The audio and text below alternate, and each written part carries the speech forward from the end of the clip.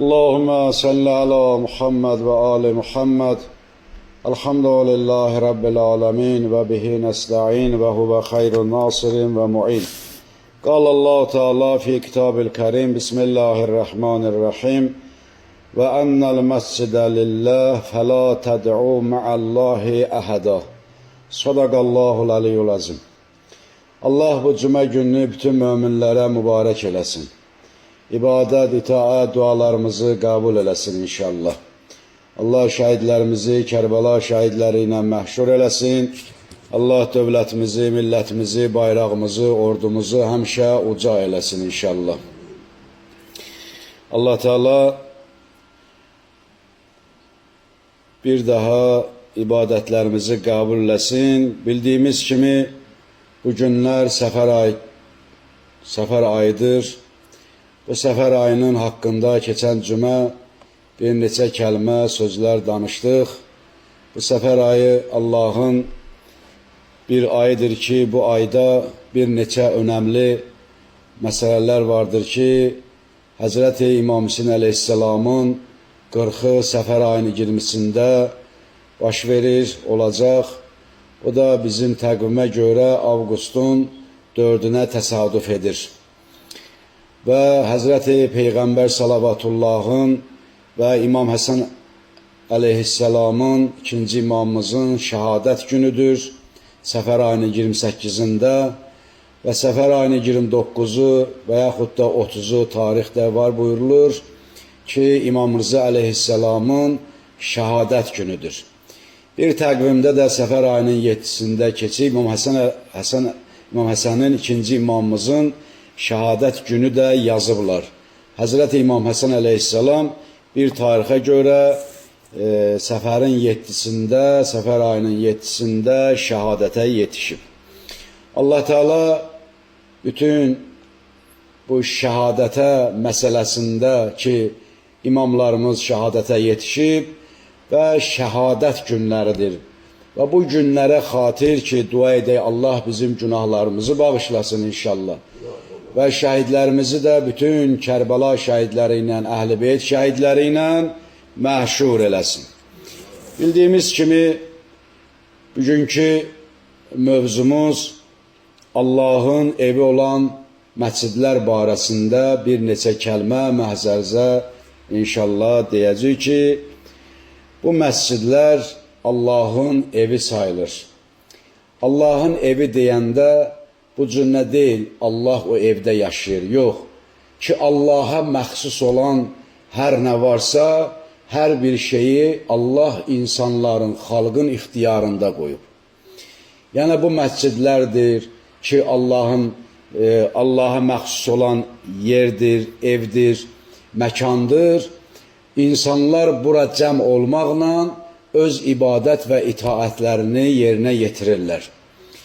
Əslində ki, cümə günləri ki, insanlar bir yerə cəm olur, bu cümənin mənası budur ki, insanlar arasında, müsəlmanlar arasında, möminlər arasında bir birlik, vəhdəti yaransın.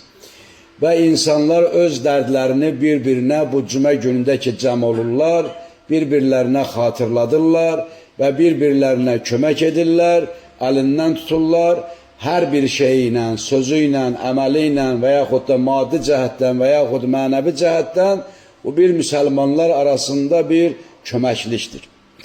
Və məscid də Allahın evidir ki, ibadət yeridir. Allah Teala Quran-ı Kərimdə buyurur ki, Bismillahirrahmanirrahim və ennəl məscidə lillah, həqiqətən şübhəsiz ki, məscid Allah üçündür, Allaha məxsusdur. Fəla təd'u mə'allahi əhədə. Elə isə heç bir kəsi Allahla yanaşı çağırmayın. Yəni məsciddə Allahla öz aranda bir rabitə qurursan, Allahdan öz dualarını istəyirsən, ibadətini eləyirsən, öz hacətlərini Allahdan istəyirsən. Allaha heç bir şəxsi gərək şərik qoşmayasan. Yəni indi kimlərsə biz vasitə eləyirik, vəsilə qururuq özümüzlə Allah arasında, o ayrı bir şeydir. Amma birbaşa hər nə istəyiriksə Allahdan istəyirik. Çünki bizi yaradan Allahdır ki və bizi idarə eləyən də Allahdır. Allahın tovhiddir, la ilahe illallah. Bu tovhiddə xaliqiyyət var, yəni Allah xəlq edəndir və bir də rububiyyət var. Əgər Allah Teala nəyisə, nə hər şeyi xəlq eləyibsə, onun mütləqdir ki, idarə etməkliyi də vardır. O cür nə deyil, bizi xəlq eləyə başı başına buraxa. Görürsən, bir bəndə, bir insan hansısa bir şeyi düzəldir, verir birinin ixtiyarına, deyir, gəl sən bunu idarə elə.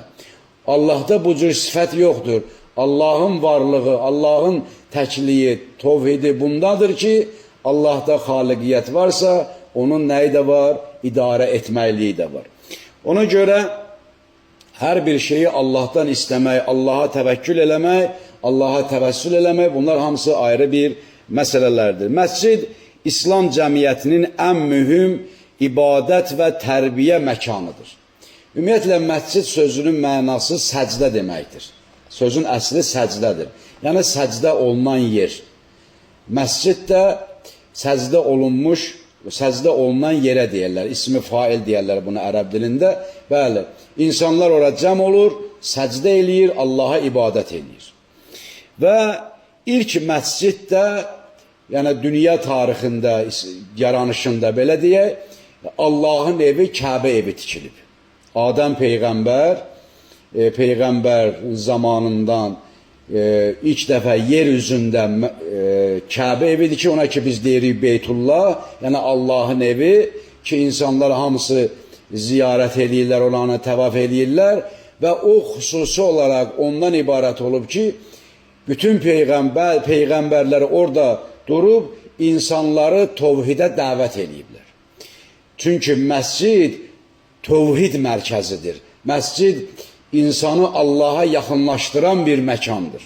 İnsanlar o məsciddə ki, cəm olurlar, yığışırlar, Allaha dua eləyirlər, Allaha ibadət eləyirlər, Allahın təkliyinə, varlığına iman gətirirlər. Həzrəti İbrahim Peyğəmbərin məqamı var, məsələn, Beytullah'da, Kəbə evində. Orada nədir, məqam nə demək? Məqamı orada durub, insanları tovhidə dəvət edeyim. Müqəddəs bir yerdir.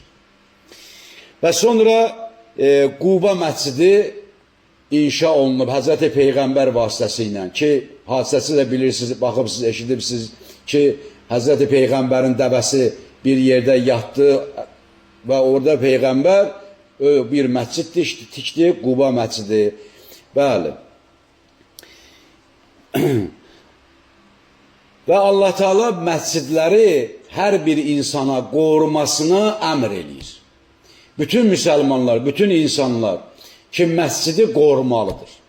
Məscidin abadlaşmasında, məscidin demək təmizliyində bunu saxlamalıdır. Və onu xaraba qoymaq, dağıtmaq olmaz. Tarixdə bir dənə məscid Peyğəmbər əmr olunub ki, o məscid dağılsın, o məscid də zira məscid olub. Yəni, müşriklər oraya yığışardılar, müsəlmanlara qarşı tədbir görərdilər. Onlara qarşı bir hilə işlədərdilər ki, müsəlmanları öldürməkdən ötəri. Allah da əmr elədi, o məscidi Peyğəmbərə əmr elədi ki, dağılsın. Düzdür, indi bəzən görürsən, bəzi məscidlər var ki, orada ibadətdən əlavə görürsən, cürbəcür söhbətlər gedir, bu cür söhbətlər, bu cür işlər məscidlər nə olar? Olmaz, qeybət olmaz. Allah Teala Quran-ı Kərimdə buyurur ki, Bismillahirrahmanirrahim və mən əzləmə mimmən mənə məscidəllah ən yuzkərə fiha ismuhu və bu sə'afil xərabiha. Buyurur ki, Allahın məscidlərində onun adının çəkilməsində manisilik törədənlərdən və onları viran edilməsinə çalışanlardan daha zalim kim ola bilər? Zalim o şəxsdir ki, məscidi, nə qədər bizim Qarabağ torpaqlarımızda məscidi xaraba qoydular, nə qədər dağıtdılar. Görürsən, cürbəcür nəcis heyvanları məscidlərdə bağlamaq, məscidləri ambar eləmək, məscidləri dağıtmaq, sökmək, bunlar hamısı insanın zülüm olmağından, zalimlik olmağından xəbər verir.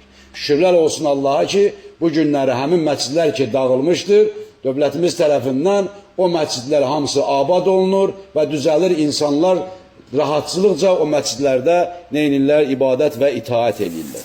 Bu ayədə də göstərilən bir nöqtələr vardır ki, yəni Allah Teala ən böyük zülümün olması məscidi xaraba qoyanlardır, məscidi dağıdanlardır.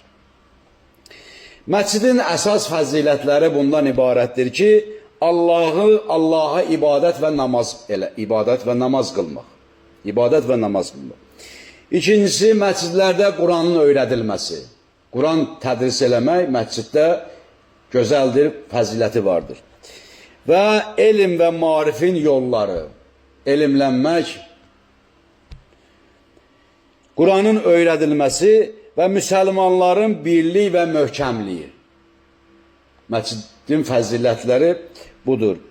Və əxlaq və mənəviyyatın tərbiyəsi. Ki, insanlar məscidə daxil olmaqla bu cür fəzilətlər əldə edir. Hətta hədislərdə vardır ki, əgər bir nəfərin evi məscidə yaxındırsa, onun evdə namaz qılması yaxşı deyil, gərək məscidə gəlsin, namazını qılsın. Hər məsciddən 40 dənə ev sağa, sola, qabağa, arxaya evlər ki vardır, onlar hamısı gərək məscidə gələ, məsciddə öz namaz və ibadət itaətlərini edir. Ən çünki məscidlərdir, qəbirstanlıqlardır, bunlar hamısı Allaha məxsus olan yerlərdir. Yəni bu yerlər Allaha məxsusdur. Heç kəsin, heç bir məsciddə haqqı yoxdur. Heç kəs iddia eləyənməz ki, məscid mənimdir, məscid mənim babamımdır, atamımdır, kimindir. Bu cür iddialar hamısı batıl iddialardır. Allah Teala Quran-ı Kərimdə İnfaq surəsində buyurur ki, Allah və Peyğəmbərə, onun Peyğəmbərinə aid olan məscidlərdir ki, bu məscidlərdə heç kəsin haqqı ola bilməz.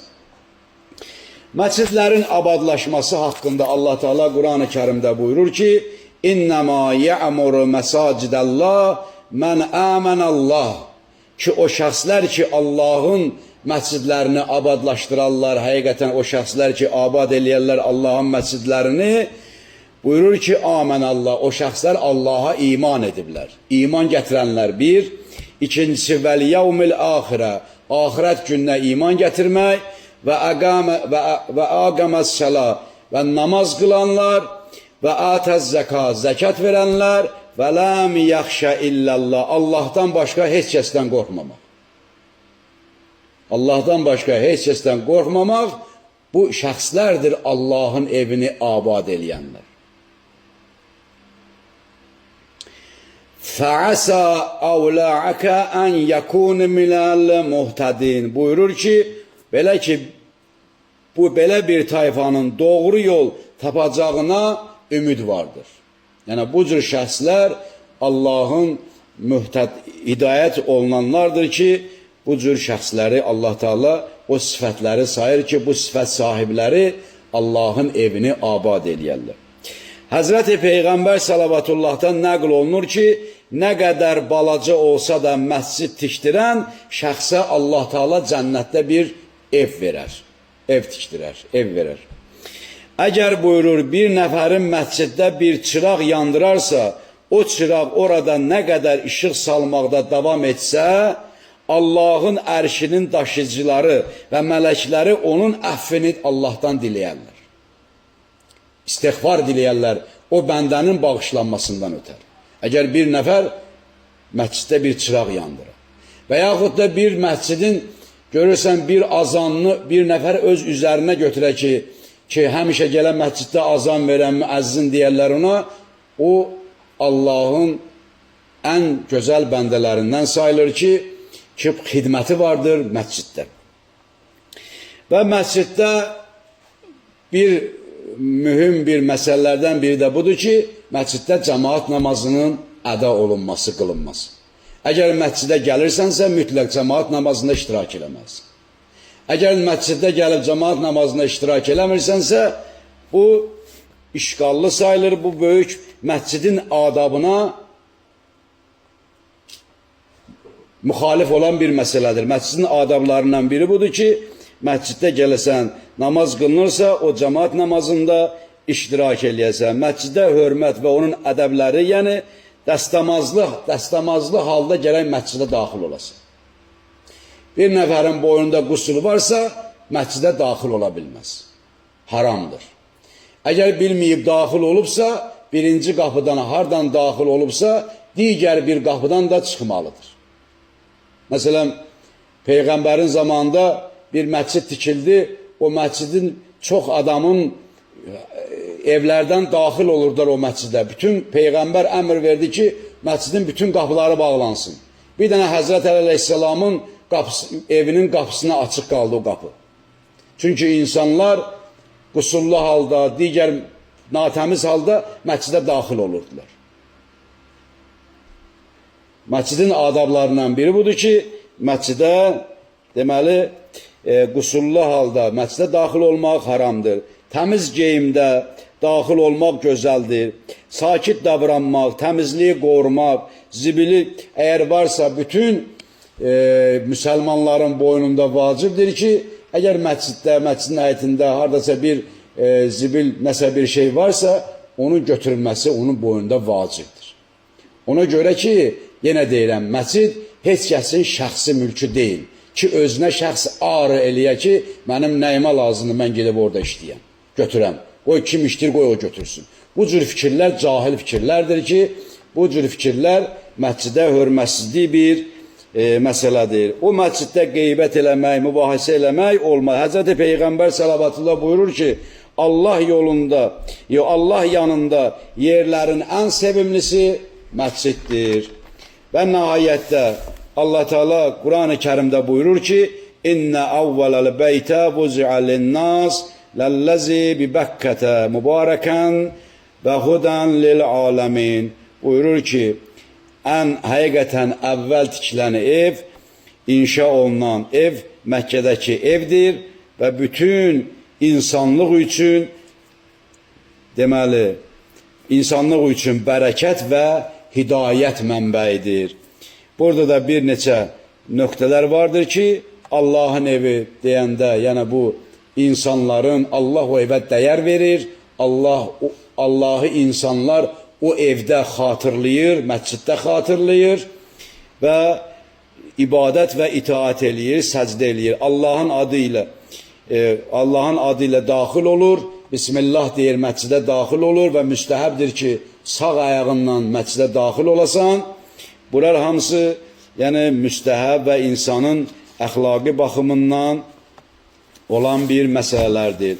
Allah Teala ibadət və itaətlərimizi qəbul eləsin inşallah. Allah Teala dualarımızı qəbul eləsin. Allah şəhidlərimizi Kərbəla şəhidləri ilə məhşur eləsin inşallah. Allah Teala bu cümə gününü bütün müsəlmanlara, bütün möminlərə mübarək qərar versin. Allah Teala hamınızdan razı olsun. Esselamu aleykum cəmiən və rəhmətullahi və bərəkatuhu. Peyğəmbər ali Peyğəmbərə səlavat edilir. Allahümmə salli əla Muhammed və ali Muhammed.